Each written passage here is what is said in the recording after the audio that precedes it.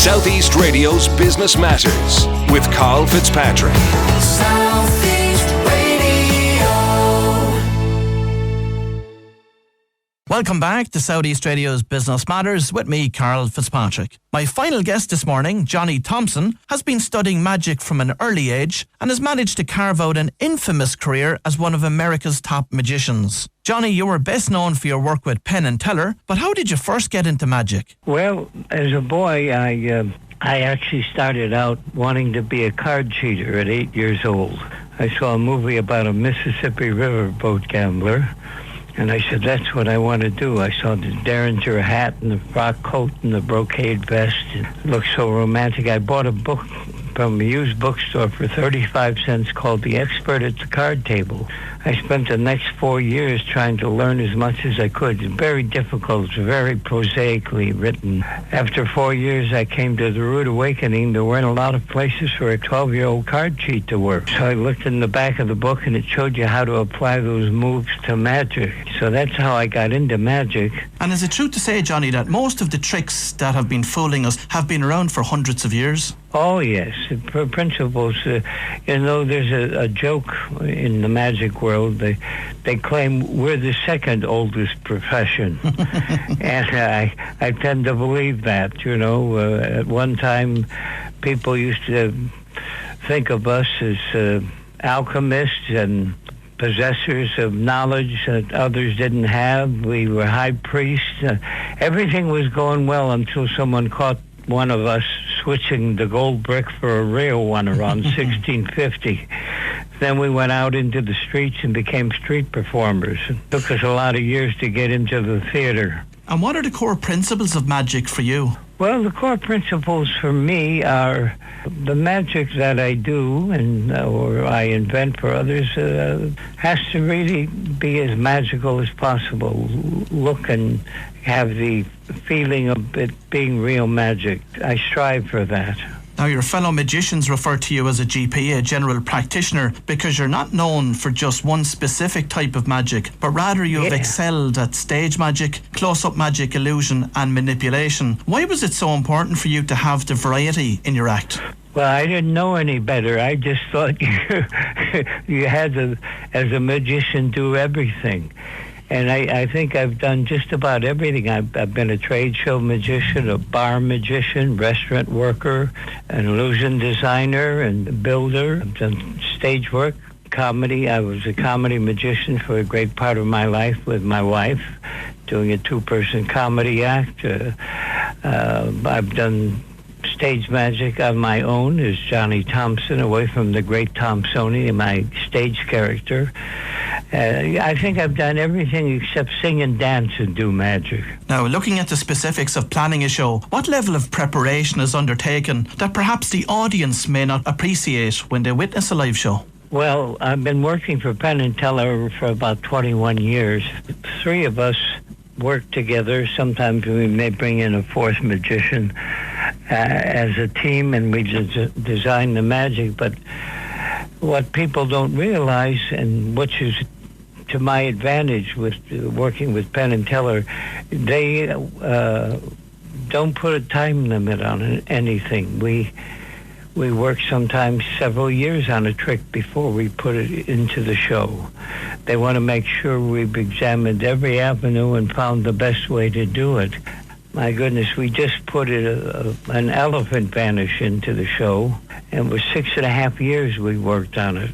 There's a wonderful routine called the animated ball, a little red ball about the size of a beach ball that Teller brings on stage and has someone in the audience examine it, and I also examine a hoop, and the ball acts kind of like an animal. It runs around the stage and jumps up into his arms and jumps through hoops, and it's pretty amazing.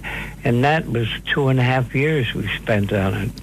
So the work to put a show together, even though their show has been running now, I think they've been together 40 years.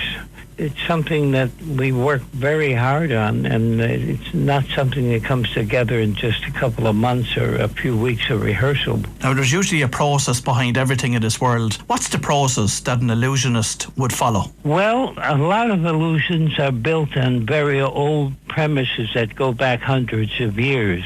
Illusions, when magic left the streets and went into the theaters, they had to do bigger things than they were doing. They were doing conjuring principles out on the street, sleight of hand. Whereas when they got into the theaters, they needed bigger items, and that's how the illusion came into being. And most of the illusion principles go back those hundreds of years. Those things don't change a great deal. We just modernize them or use modern techniques to bring them about now. But the concepts behind them are still the same. And Johnny, with any life experience, things don't always go to plan. Have you had any memorable instances of things going wrong for you? Well, I have a feeling about that. I think a professional magician really shows his tenure by getting out of trouble, because it's easy to do the act when everything's going well, but you have to have enough experience as a magician to be able to think on your feet and find a way to overcome whatever problem you had without the audience knowing it. It's basically on the same principle that people don't want to see jugglers drop a ball or a club. They don't want to see a magician miss a trick. And so I've always felt that that's a sign of a really fine magician, is they're able to get out of trouble and bring a trick to its conclusion without anyone knowing something went wrong. And that only comes from years of experience and understanding your craft. And who do you rate as the greatest magician of our time? Modern times, I would say, well, of course, Siegfried and Roy did the most spectacular magic show anyone's ever seen. They opened the door for spectaculars here in Vegas. That's how Cirque du Soleil was able to enter in, was because of Siegfried and Roy. Of course, Penn and Teller right now are one of the great shows. And, of course, David Copperfield. I think David will be the Houdini of our era. Is he one for using the core principles that go back hundreds of years, or has he brought about a level of innovation to the industry? Well, he's done some innovations. You can't break those kind of new ideas of vanishing, not just something simple on stage, but something like the Statue of Liberty, or, as I said, walking through the Great Wall of China, vanishing a Learjet. Those do take new principles. So, Johnny, how do you feel about David Copperfield being forced to reveal the secret behind one of his illusions recently, when an individual who was involved in the trick made a claim against him? Well, that's the unfortunate thing. It appears as if the gentleman who made the complaint was trying to get money, and David was forced to explain it to the court, and of course, I guess there were reporters, and it went out to the press. It's a shame that he had to do that. I mean, I think the court should have at least cleared the courtroom. Just the jury and judge heard the explanation, because I know the trick we're talking about, and there's no way somebody could have been injured in that particular trick. And so I think it's a shame that the court didn't use a little more discretion. Now, I once heard you describe magic as being pretty simplistic, but that technology is not a magician's friend. Does technology pose a threat to revealing the simplicity? And if so, how can you counteract this particular threat? Well, the technology doesn't necessarily reveal the simplicity. Magic is a simple thing. The simpler you can make the effect work, the better it is, the more magical it looks. Technology, on the other hand, the day they can levitate someone, well, then levitation's gone from magic forever, isn't it? So anything that can be done technologically that looks magical, you know, it was a great science fiction writer who said that compare technology to magic, in that the one looks exactly the same. But I think on the flip side of that, it can also be an aid to illusionists, because I know I attended David Copperfield's show a couple of months ago, and he seems to be using an awful lot of technology in that show today. Probably a lot of technology that we don't see in the market yet. A lot of it looks like technology, and some is, of course, the alien that he produces is through technology and the pioneer work that the Disney studios did, and he has a spaceship that flies over the audience these days, and he produces a skeleton type T-Rex on stage from nowhere, and it comes to life even though it's a skeleton. And a lot of this uses modern technology, but you don't see it. Now, Johnny, at 82 years of age, you're still very much involved in the magic scene. And as you say, you do lots of work with Penn Teller. And, of course, Criss as well on their Vegas shows. I've worked for Criss, David Copperfield, Siegfried and Roy. Lance Burton was kind of a protege, and I worked with him from the time he was 20 years old. And worked for David Blaine, of course, Penn Teller. So I've worked for most of the names in the industry, and I'm very proud of that. Now, Criss has a very different style to both Copperfield and Penn Teller. How would you describe his style, and what's he like to work with? Well, first of all, the man who changed magic on television was David Blaine. You know, up until then, the only time you saw an audience shot was if they were applauding or laughing. But he saw something that every magician sees, but it was invisible to us, which is the awe on people's faces when you actually fool them with a magic effect. And so he changed the look of magic on television by getting the reactions of the people to the magic he was performing. And Criss kind of followed in that mode, and when he came to fruition, I was involved with a magic team that helped bring him to stardom, and we decided that one of the things we changed was, instead of doing close-up magic, we had Criss doing things you would normally see on stage out on the street, as well as smaller magical things. But that was his claim to fame, levitating someone out in the middle of a street where there are no curtains or no trappings of a theater. And I think that's what his strength was. And his magic is, more of what we see today. Now, I think audiences across the world will always be interested in illusion. But what does the future of magic look like from your perspective? Well, the future of magic right now is not as exciting for me as magic has been, because the young people are going to the internet and inventing magic that is only what I would refer to as maybe flash magic, you know, a trick that occurs within 90 seconds. I think there's a reason for it.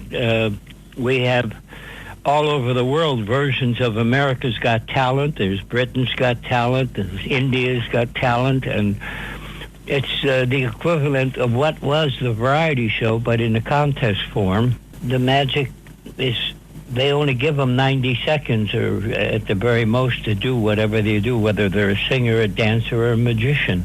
And so the magic that's being built today is, and the young people feel the way they are going to become famous is by the amount of hits they get on their magic being seen on television, on the internet, of course. And a lot of it lacks a plot, storylines, and because they're just flash tricks that can be done quickly and without much thought. So I'm a little, I'm not so crazy about some of the things I'm seeing coming out these days. And how much of the illusions are down to misdirection? Well, misdirection's a great part of magic.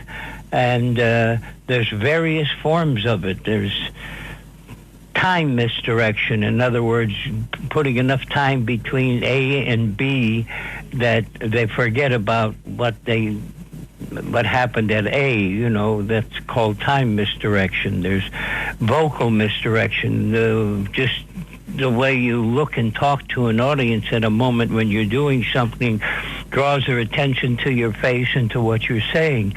And there's a wonderful Spanish magician named Arturo Ascanio who he called a form of the misdirection of hiding the moves in transit actions, hiding what you're doing under the moves of a normal action, where you might just be picking something up off the table. Actually, you might be doing a secret move at the same time. Tell me what goes on inside in the head of a magician. Well, you may look at something and see an object. I have a couple of friends. One's Michael Amar, a very fine magician, and another's Daryl Martinez. And they basically lecture to magicians. And they will walk around what we used to call a dime store here, or a novelty store, department store, looking for ideas that they can put into their lectures. So they're looking at objects that you and I see as just what they are, and they see a magic that can be used in a magic purpose. And that's the kind of thinking that goes on. And what are the top 3 techniques and principles applied by magicians? Well, I think the number one thing you have to learn is to be a good sleight of hand performer. That's most important. That's where all the background in magic comes from, conjuring, and that's probably the most important thing, is to learn sleight of hand first, because almost all the basic principles lie in that type of magic. And then there's also there are some magicians who think the moves and secrets are the tricks, whereas you have to be a performer as well in order to be able to sell the magic. And that's the second thing, learning to be a performer. You know, we're on the same equivalent as an actor. I mean, we're lying while we're talking to you and trying to make you believe what we're saying we're doing. And so acting is also a very important part of being a magician, and acting's part of being a performer.